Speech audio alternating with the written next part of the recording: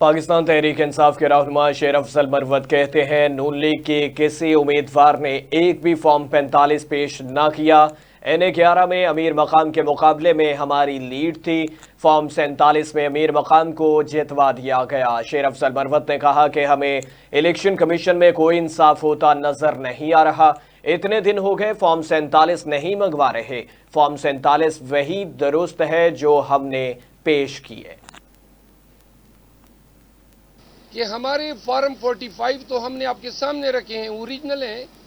آپ کو میں بتا دوں کہ اگر کوئی ذیلی دستاویز الیکشن کمیشن میں کوئی شخص پیش کرے یا کوئی وکیل پیش کرے تو اس کی سزا ہے 3 سال قید بامشقت۔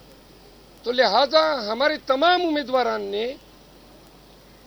بیان الفی کے ساتھ یہ فارم 45 پیش کیے ہیں۔ نون کے کسی بھی امیدوار نے آج تک ایک بھی فارم 45 پیش نہیں کیا ہے، کسی بھی امیدوار نے۔